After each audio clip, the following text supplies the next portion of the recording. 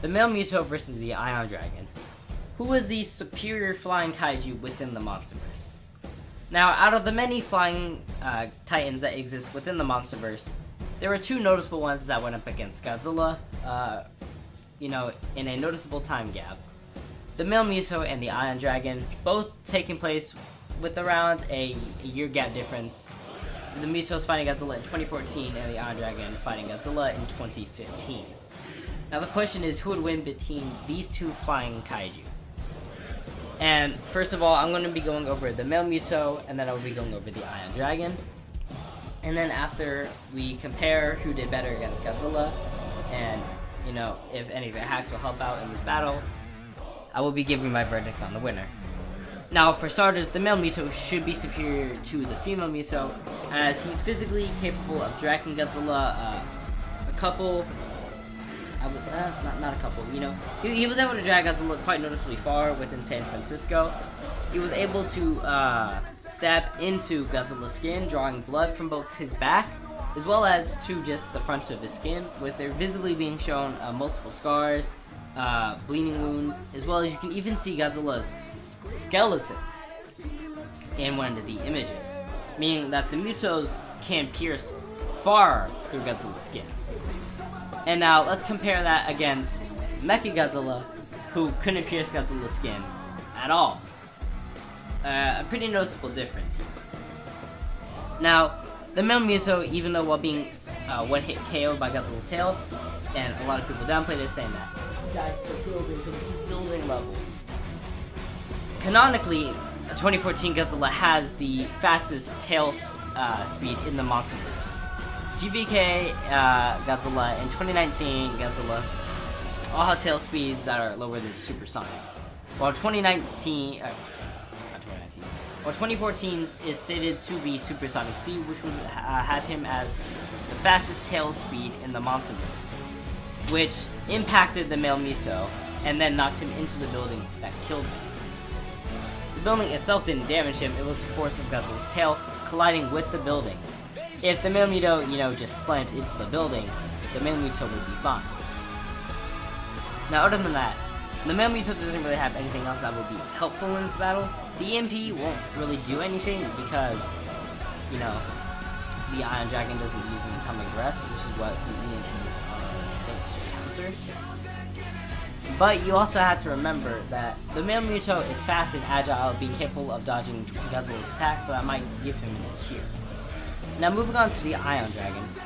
The Ion Dragon, even though being on screen for a total of a minute at the end fight, was capable of biting into Godzilla's skin and tearing off some of his flesh on his gills, tanking an atomic breath, getting back up, and still trying to fight. Now, while he did draw, some blood from Godzilla and tear off some of his skin, he teared it off on his gills, which are Godzilla's weak points, as they were injured by, I won't say injured, more so irritated by military gunfire in 2015. Now, while he damages a stronger Godzilla, of course, as I said, it's an exposed area that's more weakened than the rest of his skin, like his legs, his torso, his arms, that are way more, armored up than his gills are. Second of all, the atomic breath, while the Ion Dragon did technically tank it, if you actually look closer and brighten up the scene, screenshots from one of my friends on Discord, Elden King, you can actually see that there are burn marks, the Ion Dragon is bleeding from the atomic breath, and a hole is on the side of its neck. Now, while this greatly damaged the Ion Dragon, he was still capable of fighting, so his endurance is still pretty high. However, I don't think it would help against the Male Muto's, claws that are able to stab far into Godzilla's skin all the way up until we see his bones. Now, the question is, will his acid spray be able to do anything here against the Male Muto? And my answer to this would be no.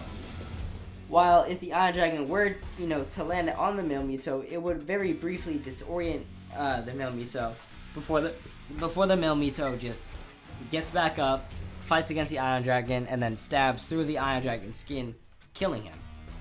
The only way I can possibly see the Ion Dragon winning is if he dodges all of, the Male Muto's attacks, bites off, parts of his like bites parts off of his, like, you know, wings, maybe his neck, and then maybe he could do something.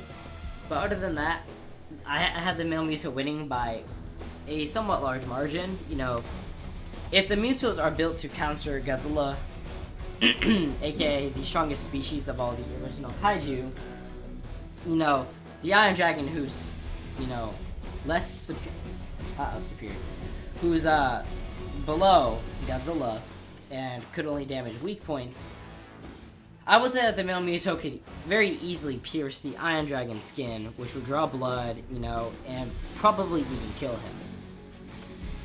Other than that, I don't think the Ion Dragon really has a chance of winning here. I think the Male Muto just has, you know, better AP, just being able to stab into Godzilla's skin, draw blood, more than the Ion Dragon could. And the Ion Dragon doesn't have a supersonic tail or anything like that, like 2014 does, that was able to kill the Muto. So, I would say that Male Muto takes this fight. Even though Legacy of Monsters Godzilla is superior to 2014 Godzilla, as I already stated, the Ion Dragon was only able to damage the gills, which are the weak points of Godzilla. So with that being said, even though this is a short video, I have a very exciting video for you guys next week, which was the other vote that you guys could have done on my community tab, which was why Mechagodzilla is father in the Monsterverse. So be on the lookout for this weekend, as I will be going over why Mechagodzilla is absolute trash in the Monsterverse and doesn't even make it past the Mutos. With that, even the Ion Dragon. But with that being said, thank you guys so much for watching, and I will see you guys in the next one.